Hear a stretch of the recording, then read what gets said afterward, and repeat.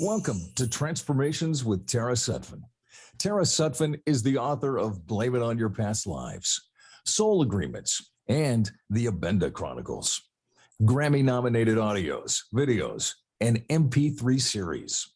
You can find these MP3 series now at tarainsight.com.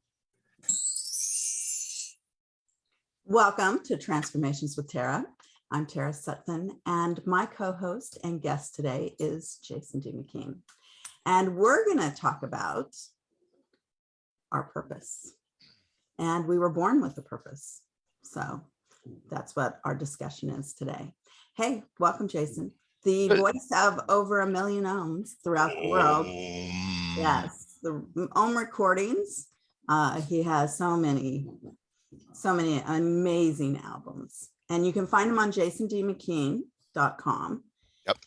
And that's JASONMCKEAN. Oh, but don't forget the D. There's a D in there. In the middle. Yes. Yeah, good morning. It's always great to see you on a Friday morning. Right. And it's been new moon. So it's a beautiful new moon. It's all about that artistic flow. It's Pisces, 12 degrees. So it's getting back into your constructive communication phase. I like how you add constructive communication. It's always important. Yeah. Muy importante. Yay, CC. Yes. Yeah. So purpose. You know, I've always felt purposeful in life from like the get-go. You know, it's it's like tapping into a positive flow. But if you can, have that sense about it, it's like you can, not feel lost in life. Right. Here, the troll under the bridge, he needs to say hi.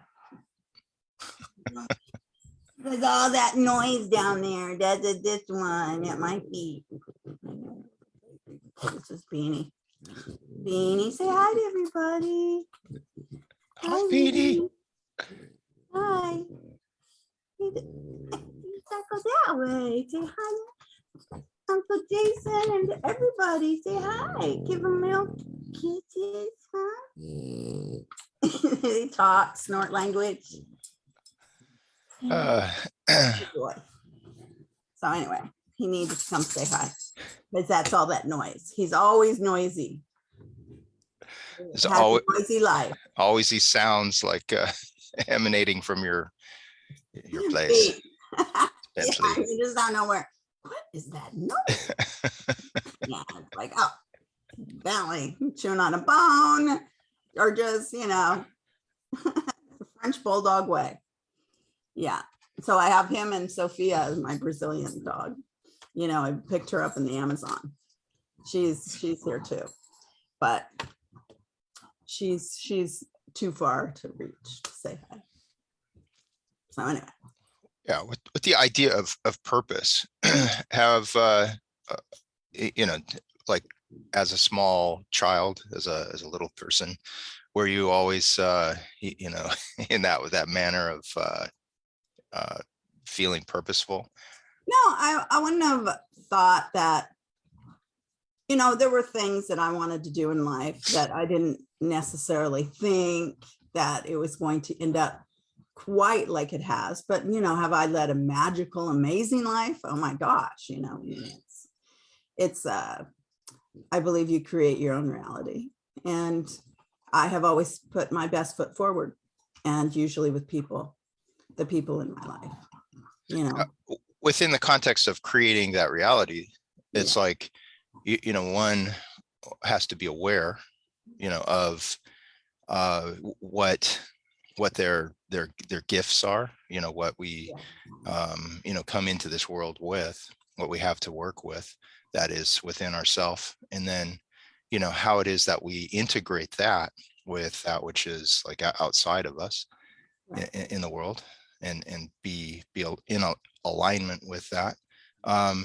It's like, what gifts did you show up with?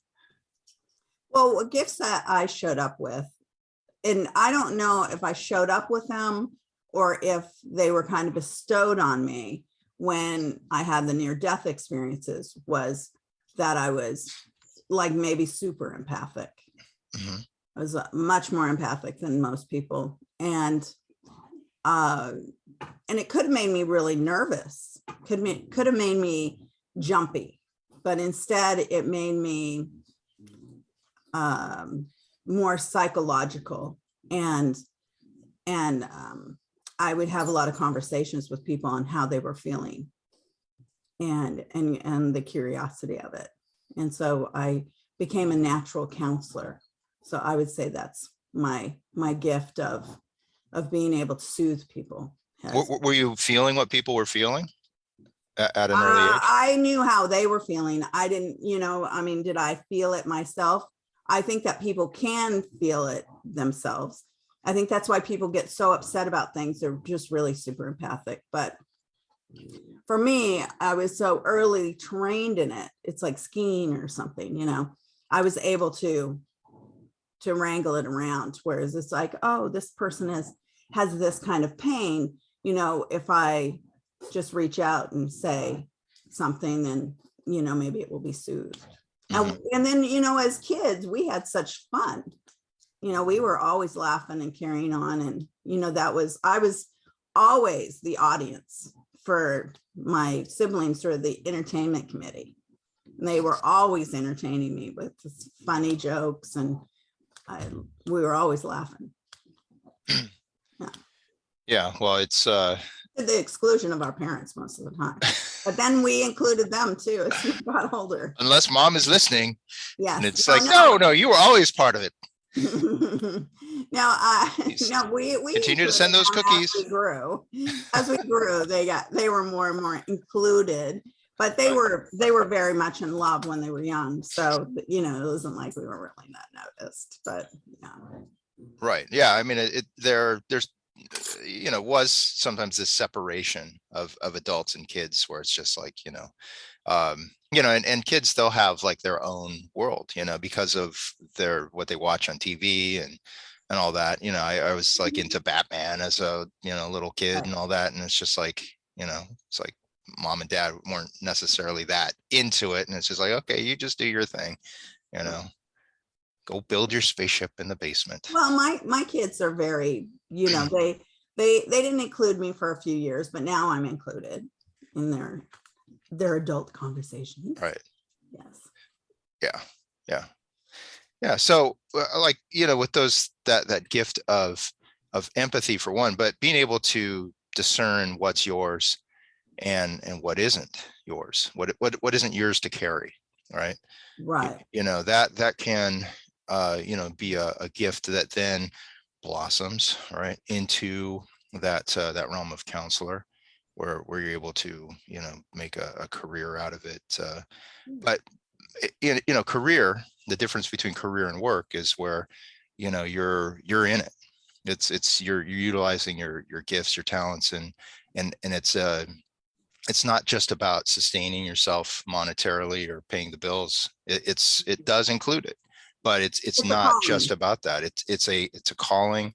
It gives you meaning. At the end of the day, you can look in the mirror and say, you helped make a difference in the world. Right. And it doesn't necessarily, like you say, generate money. There's a lot of people like grandmothers and parents and friends and mentors, they don't do it for that they're going to get some kind of monetary satisfaction for it. That's usually the furthest thing from why people do what they do. If you were passionate about in some kind of caring way, I mean, people, they die with how they felt by you. They don't, it's not about a money exchange. It's about a empathy exchange. I mean, it's very true. So how are you making a difference in people's lives? I mean, even if it's just the grocery store clerk needs a smile, or a hello, people don't talk very much, sure, we do on social media, but social media is not, that's just like the extra frosting. the real meat and potatoes of your life are, talking to people in your environment. Yeah. Speaking of grocery store clerks, I was in Trader Joe's, which I it's West Coast, certainly Trader Joe's. It's very informal.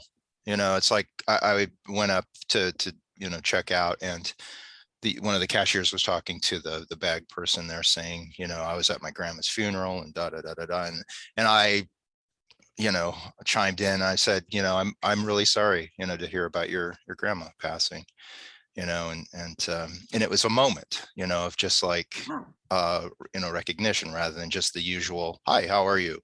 It's like, hi, how are you? Done, it's $800 for your groceries, would you like to buy a bag on top of that? And it's like, what? You're not going to give me a complimentary bag. That's over $50 should be a complimentary bag. There are some places, because of the time constraints, you don't want to get into a full-blown conversation, like while other people are like behind you just going, come on, let's go. But you want to, in those areas, if there's an opportunity, to, have this human, contact, it's like that's meaningful, then why not? Yeah. Why not? You don't have to like go into, the full-blown, conversation about it, but just to express condolences. You see it on social media all the time, where someone, has everyone from a family member to a pet to, just something that has been important, someone that's been important. And, to just take a moment and just to express something, it's like, you don't have to go into a full-blown, explanation. It's just like, I'm sorry to hear that, condolences. And in the positive ways too, where you congratulate someone, for an accomplishment, a graduation of some kind that they're looking to acknowledge and share. It's like, good job. Keep at it. Keep going. Yeah. I mean, I don't know if it's our society that has created such importance on, that we need to be validated for a lot of things. Yes. Yeah. I mean, well, that's a part of success. Yeah. A part of, building, one's own confidence and all. It's like, validation is a big part of it. Sometimes, we're, I mean, we can pick and choose what it is that we're wanting to share. If we're like, hey, I had, for the first time, I ate vegetables for dinner, if it's that kind of thing, then it's like, what? You haven't, been treating your body well all these years or so, I mean, it's like, you don't have to like, just, do everything in life. But if there's like these measuring points, in our life where it's like, we've taken the next step, it's like, if you're wanting to share it and you're a part of that community, you're a part of that person's life, it's like, why not, extend yourself, just take that moment, just takes a moment sometimes to do that, help lift others. Yeah. Right. It just takes a moment. And I feel that's part of my purpose anyway, is to be engaged with others. What do you feel is were you early, like the little Jason? Did little Jason know what his gifts would be to the world? Did you know? Grow into them. What do you feel? I feel that my artistic talents were part of it, because I was always creating something. So always drawing, painting, doing a sculpture. Putting on a beard with yarn and eyelash adhesive. I would design. You were very masterful at all times. I made these catalogs of like beard designs, so I draw these faces and then just draw all these like beards and stuff. I was like 7, 8 years old. And it's like, once you're a beard guy, that's it. You're a beard guy for life. Oh yeah, no, and really in his early 20s, we all tried to, come on, Jason, just shave the beard just once. Yeah. It's like, so some But things I are, do have you're pictures just like, of him when he did, before he didn't have a beard. well, I was a teenager. Yeah. And it's like, it's like you use them against me. It's like, oh, don't let me, I'm going to show that photo. It's like, no, not without the beard. Right. Any childhood. Here you are, you're 12. I was like, I wonder why that is. Have you ever explored that, in past life regression, why you had to have a beard? part of it is, no, I have no, like, just like exact, knowledge of like, oh, this life here and all. It's just, it's a thing. I mean, it's just how I'm wired. It serves its own purpose, that beard. Yeah. In this life, I am the wizard. Yeah, you're the wizard. And so maybe that was all it was. You had to get to the wizard. He was motorcycle man, we'd be in Mexico. Boom, boom, boom, Jesus, or they thought it was Jesus, or they thought it was, motorcycle man. Definitely when the beard wasn't white. Harley Davidson, they'd say all sorts of things. I mean, and people would want his autograph. We didn't know. So, who do you think I am? But it's usually people in different languages, and it wasn't a conveying it across anywhere. So it's like, okay, yeah, it was I've been in some really fun moments with Jason.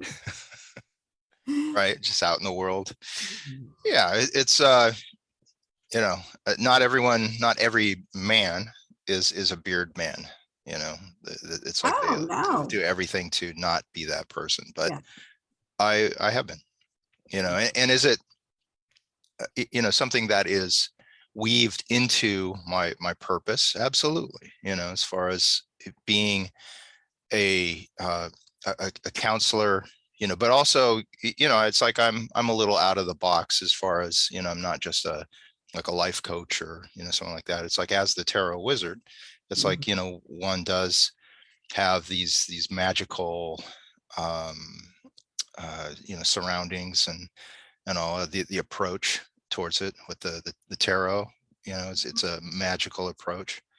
And it's part of a larger, it's part of a larger expression of who it is that I am, and being that person who looks to empower others, in finding their own purpose and embodying it, activating it, letting it be shared. And that's activation too. I mean, sometimes people will say, oh, I used to be sweet, but now I'm not. Life used to be sweet. Used to be nice, they used to be nice, they used to be sweet, but now sure, life gave a few hard knocks, and so it's like, forget it, I'm mean to everybody. And it was like, oh my gosh, right, yeah, right. And that's not what to do. It's definitely not what to do. It's it's something to look at. Certainly, if someone realizes that, then it's like, they can see maybe why they were being sweet in the first place. Was it being sweet to just get stuff, were you looking to just be manipulative, or was it a true nature, right? And if it was a true nature and you did get whacked a few times, and it's like, oh boy, you retreated, then it's something to look at it from that perspective. But if someone was just kind of just kind of grabby anyway, and just like, if I'm this way, then I can get what I want, but now I'm just like, over the board, just mean to everyone, that's one can look to heal that. Yeah, one can. I mean, Sometimes, that's and what- sometimes that layer of purpose, sometimes that's all it is too, because our soul, just keeps moving through the different incarnations, the lifetimes. And, sometimes that in itself is one of the more important lessons. right. And that could be your purpose as well, is to, reestablish your footing. Yeah, keep reestablishing your life force. Yeah. And to learn to be practical and merciful and beautiful and create, a happy life. Yeah, all of these things that make life worth living. Yes. Yeah, You people talk about like their money woes as well, a lot to me. And the thing is that, it's to get into the flow, like it's a gift to be able to pay your bills or to be in that flow, because money is an energy. And once we get into the energetic flow of it, then it's easy. It's easy. This is what it does for us.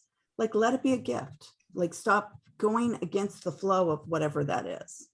There's not a push to it. It's a receiving. Mhm. So receive it. Receive the joy of life, period. Do you feel that, for people who struggle with Mhm. money, that if they connect with the energy of it Mhm. in a way where they're looking to have a sense of what their purpose is, and it can be a vision for themselves, and where they're looking to connect with it in a way that enhances that vision, where Right. it Okay. helps build that vision. So a lot of times people will obsess about money instead of being in the flow of it. You're thinking about it too much. But what you do need to do is get into a vibrational energy of it. So the vibrational energy is not just money, it's prosperity in all ways. And so you get into that flow. I do a lot of mind programming. For me, it's mind programming. If you can trick your mind into doing positive suggestions over and over and over, you can get into the flow of being able to wrangle your life. And that's like overcoming habits, overcoming bad, all sorts of bad habits and just conversations, and how you put yourself down, and self-esteem problems, confidence issues. If you just get into a different mindset with all of it, in a vibrational flow of what is really your passion for life, and become like you're flowing forward again. And a lot of it is just tricking your mind into that you're going to raise your vibration. You're going to, and raising your vibration has been kind of almost a cliche, but it's not like raising your vibration. It's just it's a calmness that overcomes you, that you belong on the planet. So once you become fulfilled and you have some contentment and you start to flow with all of that, then everything becomes much easier. You notice the opportunities, because there are opportunities every day. And are you listening? Shamanic listening. I love listening shamanically. Yeah. And listening shamanically is like kind of looking at the energy behind the facade, right? Yeah. What are the signs? What's And below the surface? What are you being saved from? Rejection is your protection. If you're experiencing difficulties, you're supposed to get away from those. Mhm. Yeah. Don't keep touching the hot stove. So, when you say tricking the mind, Yeah. because, I think that another word for that might be you're bypassing like a default setting, Yeah, like the default programming. setting. Programming is something that if you do something over and over and over and over and over and over, right, from birth or whatever, it becomes like the default setting, and it's like it can be like we're on automatic. Mm-hmm. But with mind program, you can start to introduce like new ways of approaching something, and it takes a little bit time for it to sink in, to where it's like you get out of that mode of the automatic, and it's like, oh wait, what if I do it this way instead? If I think of myself in this manner, rather than defeating myself or finding like the like dwelling on the negative things. What if I saw myself in this light and moved accordingly, and if I learn to value myself in a certain way, then that can equate to how it is that I attract money, how I attract prosperity, abundance, How you these attract things. anything, other people. Yeah. So where you're bypassing that default setting that you've like just ingrained in yourself, by doing the same things over and over and over, and start to change it up. Yes. Just start to change it up. And it starts with us. It just starts with us. It doesn't start with somebody else and we can get help. Definitely, there are counselors, there are dietitians, there are, massage therapists. There's anybody to calm you down. Yeah. Get you calmed down. Yeah. Yeah. I mean, does one have to have a sense of their own purpose, to look to activate Well, I all think these that other a lot of things? people lose what gifts they have sometimes. Mm-hmm. And I mean, you can be a really incredible person and still miss your gifts. And some people will say, well, that you're looking too far inside yourself, or it's ego, but it's not. It's really honing those gifts and trying to create a more solid life a lot of times. Yeah. I will say that, in my own movement forward, that, some gifts or, some areas that I didn't know I had, it's like other people, they saw it in me. Mm-hmm. And, were, just like either pushed me in a direction or just like opened up an opportunity. And it was like, oh, okay. And then boom, you're in it, and it's like, whoa, it's like, I can actually do this. I like this. Well, I think that, like when you were young, you were an incredibly, I mean, before the age of 5, you were an incredibly, Precocious. no, you were a very charming child, very excited about life. Yeah. So excited about life. So that's where I think that you came in knowing that your life force was really strong, and then you became such a winner, like Junior Olympics and through sports, and then he played tennis. Jason played tennis, and probably, I mean, how many trophies did you have? 50? No, not 50. I'm sure It's like they were 50. There was 48, oh, 49. 48. Yeah. I'm telling you, there were so many trophies. So yeah, I mean, Jason's been a very good athlete, and one, just by expanding your energy, because you have a lot of, you actually have a lot of energy. You don't look at you and say, because you're so gentle, but you think, oh yeah, no, Jason has a lot of good his mind's going all the time, thinking production, and he's been such a great producer. So you've been such a great producer. You produced other people. You've produced me. I mean, and fantastic production.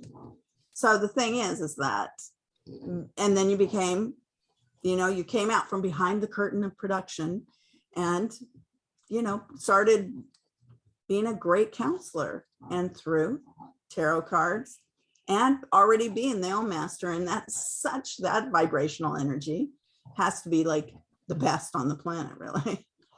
Yeah, it's pretty It's a good one. It's a good one. Yeah.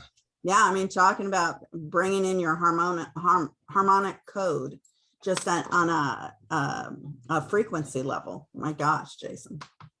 And things like that too. It's like where, sometimes purpose is revealed to you rather than you just like knowing from the get-go. It's like, this is what I'm here to do. It's like, you can be open to, oh, okay, let me try that. And then it's like you can find where you resonate with something, or it resonates with you, and how it moves out into the world. It can be very surprising. Like the Om is probably one of the most surprising things to me. Yes, it's a gift. As far as how far reaching it is, how like you do your thing in one space, and then it goes out and has a place in the world. Yeah. And that, yeah, your Om has a great place in the world. I mean, probably every yoga studio, hospices, birthing centers, it just resonates through meditation. It resonates throughout the world. So it's nice. Yeah. So and a lot of people don't know it, who you are doing it, when they hear it. Oh yeah, no one knows. Incredible. No, but it's still the beauty of it. Yeah, it's like that I think is the beauty of it. Yeah, and people just grapple for it. Oh, I gotta have that Om. I was telling a student yesterday, because we were in tarot class, and they like gave like a very like a simple answer to what they were seeing. And then they were wrestling with like, there should be more. I need to like, follow it up with something more. I need to keep adding on to it. And I stopped them. I said, sometimes simplicity is key. Simplicity. It's not that something is necessarily easy from that simple idea, but something like the Om, it's one vibration, right? But because it's such a powerful vibration, it's like it really opens up. So sometimes simplicity in finding one's purpose too. Mm-hmm. Sometimes you don't have to have a lot of layers to what it is that you feel called to. Right. It can be something that's very just a simple idea, but one can always build on that. One can always just expand it in ways that it's like the tree there, and then you branch off. That's still keeping the core very, very solid of what it is that you do or you feel called to. Right. Well, I think that learning is a wonderful thing. When we keep learning and growing, we can't just be stagnant or do the same thing over and over. No, but it's you see the people who jump from one thing to the next to the next to the next to the next, and it's like they feel like they're not like getting anything purposeful done. It's like they're just right. Like going through the motions of a lot of things. And I've found that with like tarot, for instance, it's like one can teach, one can read, one can write a book, one can do podcasts, one can, but at the center of all of it is that one simple theme that one is in relationship with the tarot. Right. Well, yeah, it is hard to be a master of everything. The universe is vast, and there's so many people on the planet. Everybody has kind of their thing, and so it's a wonderful thing. So to whereas I never thought I'd do the radio.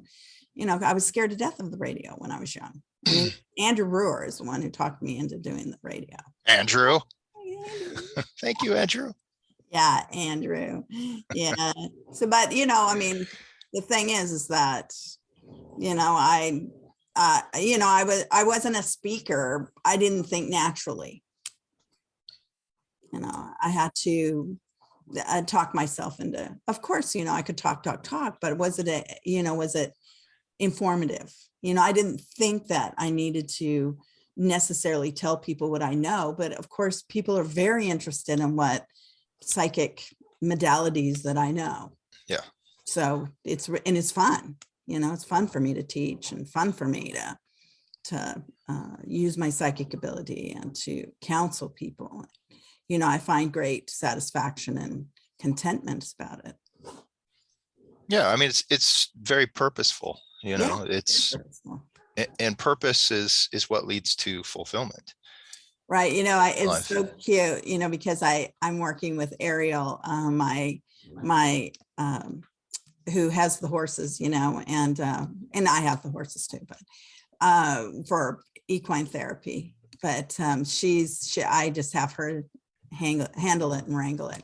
And so I'm doing a session in the morning, and she was like, the woman really wants an in-depth session. And it was just like, she was going on and on about Ariel, but it's just so cute because, all of them are in-depth sessions. All right. Yeah. And the horse is so on it.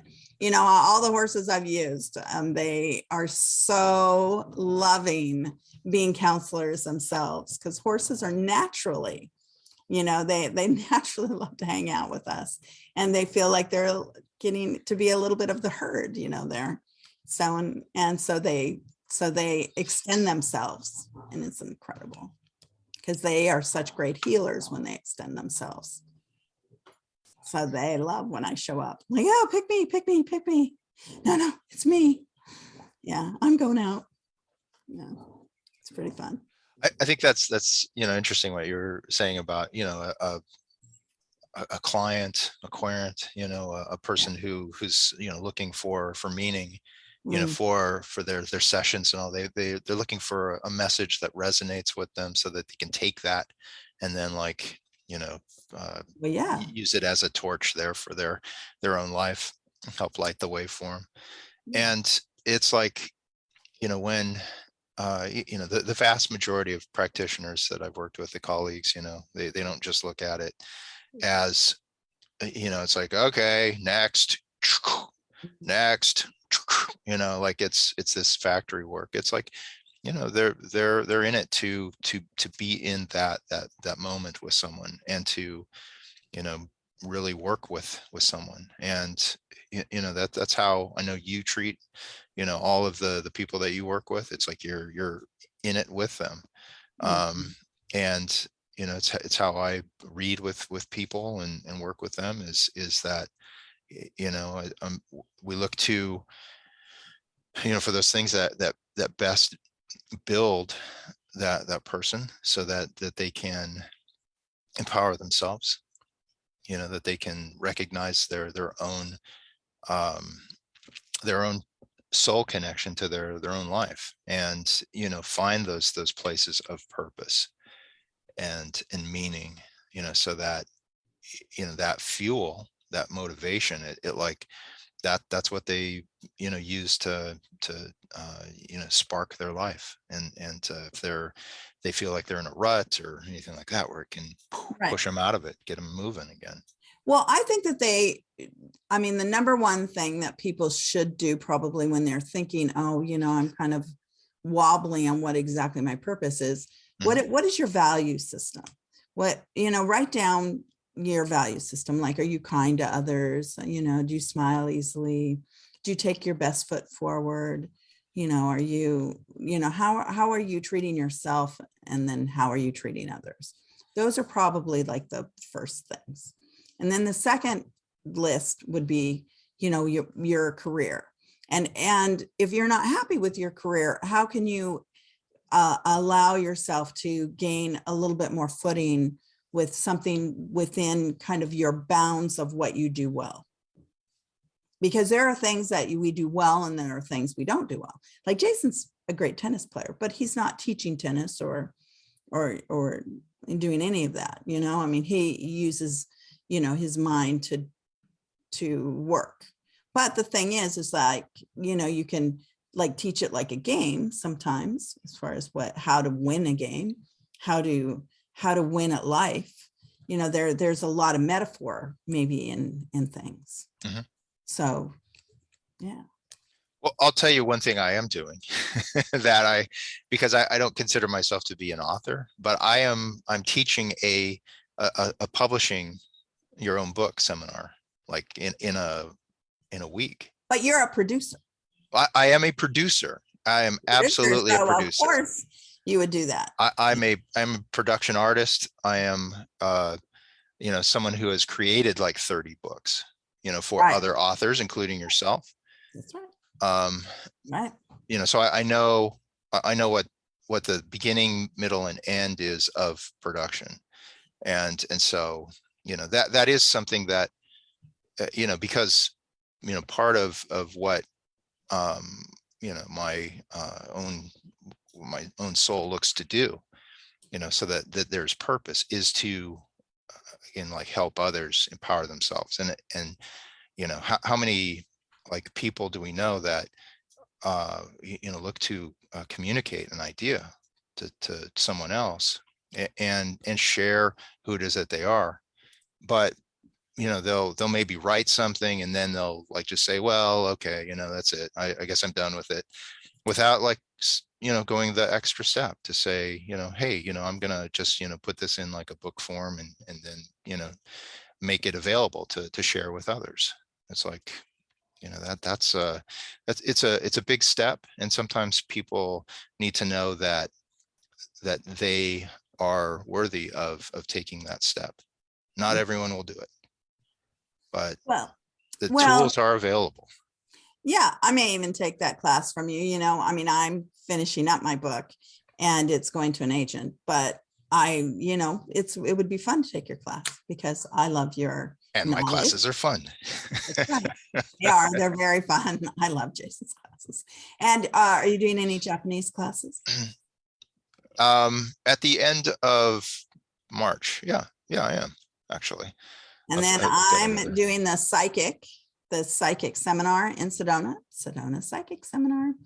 Yeah, it's coming up. That's in 2 weeks, right? And 20th, right? Yeah. And then I'm doing and the Shaman Apex. I've just decided that I'm going to move everybody to another date. So we're coming up with that date, but maybe early May. Mm-hmm. So we're going to, you know, so we're in Sedona a lot here upcoming. And but we're gonna move up the Shaman Apex because it's gonna be great too. Shaman Apex is so much fun. We had one in March a couple of years ago, right as the pandemic came in to lock everyone down. And so it was the gathering of healers, and it was magical. Oh my God, it was. It was so magical. Mm-hmm. So all of the seminars are magical. They are. They're a lot of fun. So the Sedona Psychic Seminar is in 2 weeks, and then we have some more coming up in May. I think that the Shaman Apex maybe will be moved to early May. Yeah. When did you know that conducting seminars was a part of your purpose? Well, I had a husband who was, you know, starting to do seminars, and we did the first Sedona Psychic Seminar, and together I had just, you know, gotten my feet wet really with Sedona, and we were well into going into seminars. Yeah. And then, but we just would have a magical time, you know, the seminars in Sedona, because we knew at the time this guy named D Morris.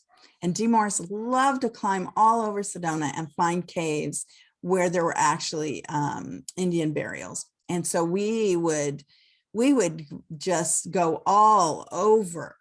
And I remember that we used to go straight up the mountain of all these mountains, I mean, D would just go straight up like a mountain goat. Remind me a lot of Will Tay Smith, because he does the same thing. Just, all of a sudden he's at the top.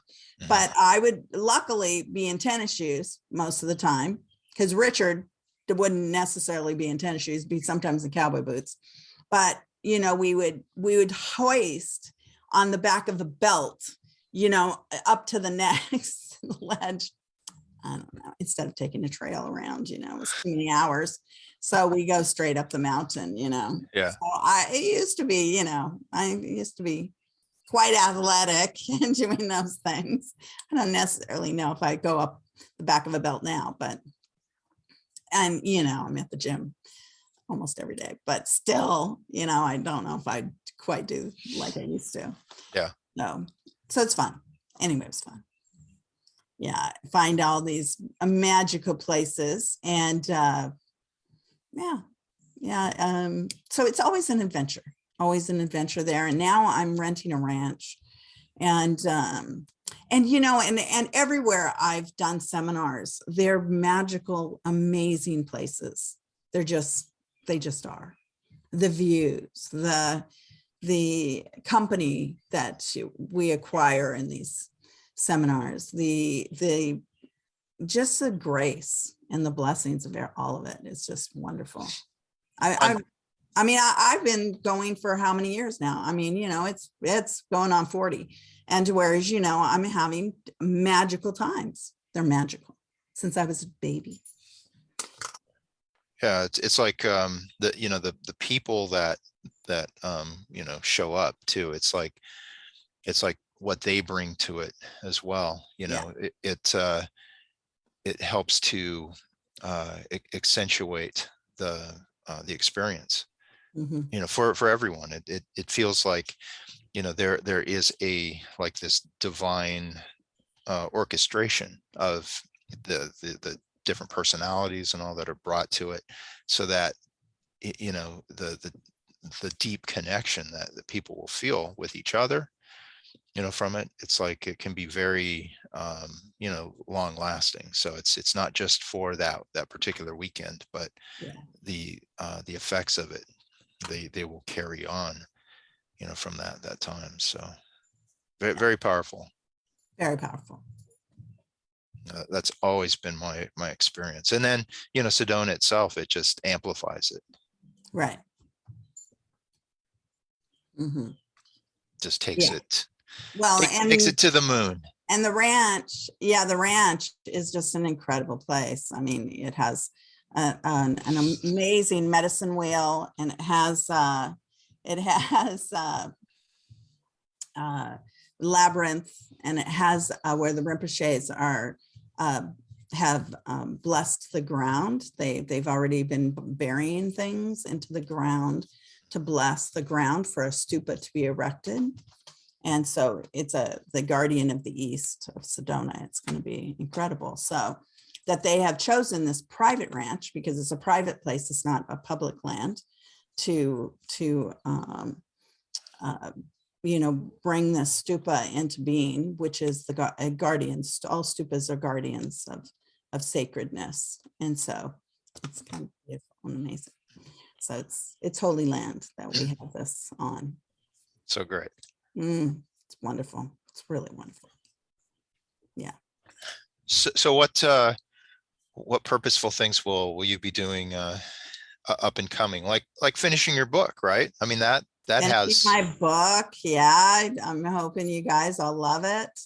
Yeah. It's been really a good work in progress. It's taken me a long time. I've talked about it for a long time, and then all of a sudden it just all came together, and I've been, writing, and it's a theme, it's nobody's done this before. So it's going to be fun. Yeah. It's a really great read. I've been privy to some advanced readings of it. And so I'm looking forward to it. Yeah. And then your book just got published in Japanese. Yeah. I have a copy of the Japanese cover. I love it. It's like it's in Japanese and in English, but the text is all Japanese.